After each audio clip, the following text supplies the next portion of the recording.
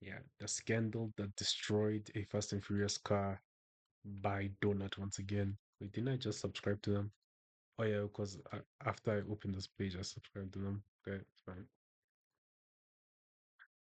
It's 2006, and a yellow R33 Skyline GTR is moments away from being crushed. This isn't just any GTR. It was in the first Fast and Furious movie. It raced up Oh, Pikes the Peak first and was one. one of the first GTRs. Oh, I was confusing it with another one, another yellow car that was in Fast and Furious 2. Thought it was that one.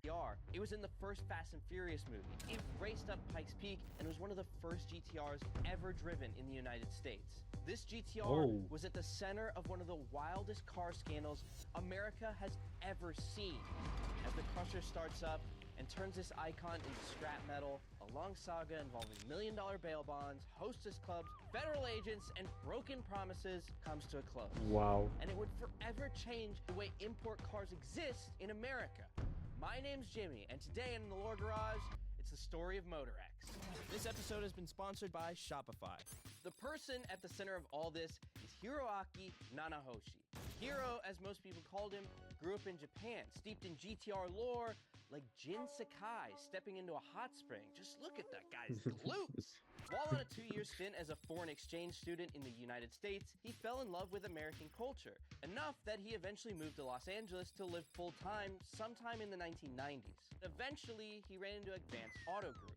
Advanced Auto specialized in importing cars to Japan. Back in the 80s, Japan's economy was booming, and the average Japanese car enthusiast had extra cash to burn. For them, nothing said cool like a left-hand drive American muscle car. I'm talking C3 Corvette, Mustangs. They loved those Wow. things because they were never Imagine it's so flipped now, bro. Everyone wants the old Japanese cars. sold there. But in the 90s, the Japanese economy took a nosedive, and Advance Auto's import business suffered. They had to do something to stay afloat and thought, rather than import cars to Japan, why don't we export cars out of Japan? And when Hiro heard this idea, he knew just the car they should send to the States, the Nissan Skyline GTR. Yeah. In the 90s, the GTR had a ton of hype. It had built a Why is my model reputation glitching as out a so track much? and street monster on the other side of the Pacific. The GTR legend quickly spread around the world thanks to an explosion of Japanese shows like Initial D, Initial magazines D. like Option, and games like Gran Turismo. And if you wanted one, too bad. You were 12. And if you weren't 12, you couldn't buy one in America anyway. They were never sold here. And it wasn't just Gas, that gas, Russ, Darrow, gas. I'm Nissan, and gonna step on Milwaukee the didn't stock gas. them. You weren't allowed to import one either. That's because importing was once too popular. Up until the mid 80s, tons of people were bringing cars like the Mercedes G-Wagon that were never sold here in the United States. US based headquarters of companies like That's Mercedes surprising. got sick and tired of all these gray market imports cutting into their sales and lobbied the government to ban imports. What a bunch of narcs. What we were left Wow. with was a rule that Of said a course. car needed to be at least 25 years old before it could be imported. But the cult status of the GTR was so strong that Hiro wasn't going to let something like the law get in his way. And so after developing a relationship with Advance Auto Group's owner, the 26-year-old Hiro, who had no auto industry experience whatsoever, managed to convince him to invest $1 million into a new company that would find a way to make the GTR legal and sell it. And so MotorX was born with no product, no customers, and no legal way of even conducting business. That sounds like a scam. As we're about to see, running a business is tough for some people, but not for me. Thanks to today's episode sponsor, Bad. Yeah, Shopify. knew They it. are the all-in-one platform for entrepreneurs just like me. Ooh, a shiny key. They're gonna take your business from hard mode to easy mode. Shopify's new AI assistant Sidekick makes getting your business started a breeze. Just describe your brand and aesthetic, and Sidekick helps generate a store, which makes getting your business started quick and painless. All right, a little to the right, left, my left.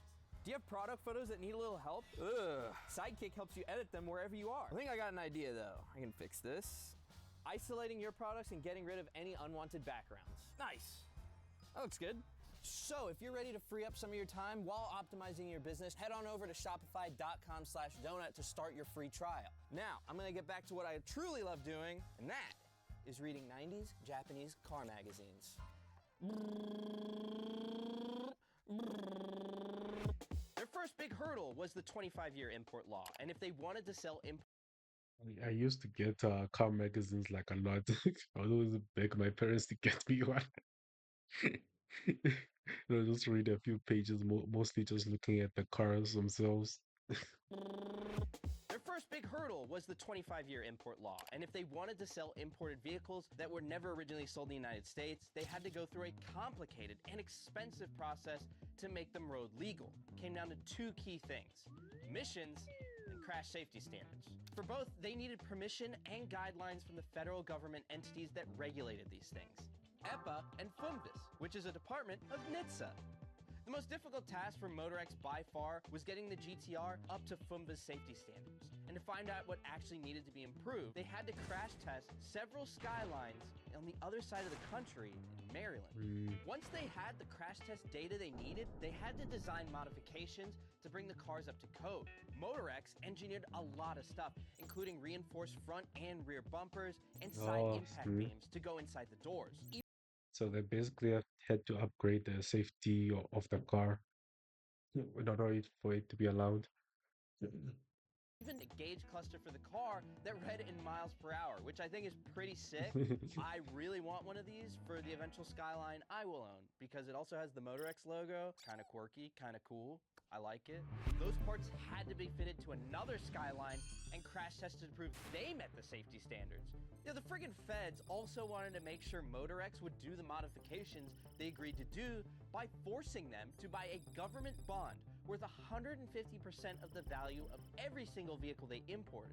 If they did everything by the book, the government would release the bond and Motorex got their cash back. If they didn't, they lost the money. This will be important later, so take that tidbit information and jam it up all in your brain in your noggin. Yeah, that makes sense. This process took years, but Motorex was eventually given the okay to sell modified cars to the general public. The GTR was officially in America. Woo! Good morning. Hey, listen, if you visit your Nissan dealership, you won't see these cars, but you're going to want to see them because they're straight from Japan and they're so fast. The day is November 15th, 1999. You're still on a high from watching the first Pokemon movie ever. Smooth by Santana featuring Rob Thomas was the hottest song on the radio. Remember that movie? And Chad Kroeger from Nickelback was celebrating his 25th birthday with his buddy Brad. It was also the day at this the photo. first road-legal GTR hit American streets. This car was a silver R32 GTR that the Motorex team nicknamed McNasty. The team had also gone on a nationwide tour to promote their business, and soon, dozens of orders were coming in. They even had what was called a website, which was a pretty big deal back in the early 2000s. And if you use the old Wayback Machine, you can actually see what it looked like. So if you have time after watching this video, go check it out. Motorex had even caught the attention of mainstream magazines like Road and Track, Motor Trend, and DuPont Registry. Check this out. Look at that. It's a legit Motorex ad. It says here, $89,000. That's nearly $171,000 today. And all this was before Paul Walker even drove a GTR on screen. Which brings us to the Vin Diesel in the room. What the hell's going on around here? Streets closed, pizza boy. Goddamn street racer. Long before it was a franchise or had turned its cast into the Great Value Avengers, The Fast and Furious was one movie about an undercover cop and the underground import racing scene. Motorex employee Sean Morris drove a few cars to a casting call and convinced Universal to include one of their GTRs in the movie. The car in question was one of their demo cars, a white R33 that had competed at Pikes Peak. It was given a yellow wrap for the movie and nicknamed Big Bird. Motorex partnered with Universal again for Too Fast, Too Furious. This was a much bigger deal for Motorex, who not only supplied the silver R34 driven by Paul Walker, but all of the R34 stunt cars as well. It's kind of crazy to me the impact these cars left when Big Bird wasn't even driven by a main character and was only in the movie for probably less than 2 minutes. Brian's R34 in Too Fast, Too Furious only participated in the first race. However, though, they left a lasting impression on all of us. I mean, there's people who have built replicas of both these cars. Paul Walker himself. You know, when I rewatched the second movie for the first time, I was actually surprised on how little time the GTR head in the movie. Because for some reason in my mind, it's like it was there the whole movie. Not how much of an impact it had. Liked the GTR so much, he became one of Motorx's best customers. Motorex had now captured the hearts of enthusiasts and had even broken into Hollywood. Hero was on top of the world, but it was all about to go horribly wrong. In the early 2000s, Nickelback's Silver Side Up was cracking the top 10, and Motorex had all the attention they could ever want. But attention doesn't pay the bills. The bulk of the GTR's audience was really young. It might have been their favorite car in Need for Speed Underground, but they couldn't actually buy one. A lot of them, myself included, couldn't even drive yet. In short, Motorex wasn't really selling a lot of cars. And because of the substantial investment in time and money to legalize each vehicle, profits were only around $10,000 per sale. Low sales and high expenses can end at least it any was making a business, profit. but Motorex had yet another problem. Hero. This guy loved to party and was spending what little money Motorex was making at Japanese hostess clubs. These are basically nightclubs where you pay for women to bring you alcohol and pretend they're into you. Some ex-Motorex employees have said bills for these nights out would often total between $5,000 and $8,000 for just one night. That is extremely irresponsible, but also kind of sick. Hero also started disappearing for days at a time, presumably on a hostess club bender, and wouldn't answer calls from coworkers or clients. When he did finally pick up his phone, he would make promises he couldn't keep, including telling them that they could pick up their cars before they even arrived from Japan, and long before they were made US compliant, a process that was supposed to take around 12 weeks, but was now taking almost twice as long. Now, to the credit of some of these guys at Motorex, they were determined to do the best they could despite Hero's behavior. But somehow, things got even worse from here. Hero allegedly was helping some people sell their cars and keeping the money for himself. In 2005, Hero was put under investigation by the Los Angeles Sheriff's Department after Motorex reported 5 Skylines as stolen. Then, a man named Tom Fukumoto, who owned a tuning house located in the same building as Motorex, was attacked outside a Japanese hostess club at 2 a.m. with a stun gun and left covered in electrical burns. Gee, I wonder who was at a Japanese hostess club on a Tuesday at 2 a.m. Eyewitnesses reported seeing Hero and one of his associates, Hiroki Miyake, at the scene of the crime. When police questioned Fukumoto, he confirmed it was in fact Hero and Miyake, and a warrant was issued for their arrests. Hero was eventually picked up at his girlfriend's house in Reno, jailed, and had a bond set at $1 million. Detectives searched his apartment where they found packaging for a Muscle Man 600,000-volt stun gun. Remember, kids, not really a smart idea to keep the packaging of a weapon that you used in a crime. While Hero was behind bars, the sheriff's department got a search warrant to get inside Motorex's garage. But when they arrived, the place had been ransacked. The cars were gone. Investigators later found out that once word got out about what was happening at Motorex, a car theft ring out of Ventura County decided all those juicy Skylines were too good to pass up. These guys probably had one of the sickest nights out. First, they storm a garage with some of the coolest cars of all time, head up PCH to get back to Ventura. They probably had Nickelback's All the Right Reasons in the CD player, probably stopped at the McDonald's across the street from Nobu. What a vibe. They probably felt like big rock stars. And to thicken the plot even more, detectives traced the theft back to various organizations with ties to Fukumoto. Yes, the same Fukumoto Hero allegedly tased outside of a hostess bar. Now, it's worth noting that Fukumoto was never actually tried for anything connected to these thefts, but it is a wild coincidence that led to a lot of speculation that there was a lot more going on here than met the eye. Back at Motorex, everything unraveled. According to Ryan Zamalin's book, The Cult of GTR, which you should get yourself a copy, really good book, former employee Sean Morris estimated the total number of cars sold throughout its 7-year run from 1999 to 2006 to be around 111 cars.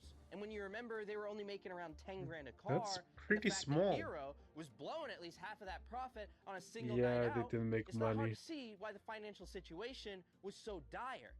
Lots of orders were still unfulfilled, and there were many uncertified Skylines Motorex had sold running around the streets of the United States. And remember, those bonds Motorex had to sign? Even if the government signed off on the bond, This didn't actually mean the car had been inspected, and Motorex still had to live up to their end of the bargain. When cars were discovered to have not been modified, Motorex was on the hook for the money. To top it all off, the government found out those R32s and 34s Motorex were selling were not in fact identical to the R33s they crash tested, and revoked their rights to sell anything but the R33. FUMVIS eventually revoked Motorex's right to legal conversion process, and Motorex was officially out of business. And that was it. Damn. The Skyline door was officially closed. If you wanted a GTR, you had to wait until it became 25 years old. There were no more loopholes to exploit. Your state might have let you register a Skyline, but they weren't federally legal. And if you got caught, your car was probably going to get seized and crushed. Most of the cars stolen from Motorex were eventually recovered, some as far away as Virginia. These cars, along with the other cars Motorex never sold, were seized and presumably crushed. This list of GTRs that the government made disappear is actually pretty depressing and includes many special ones like McNasty and Big Bird.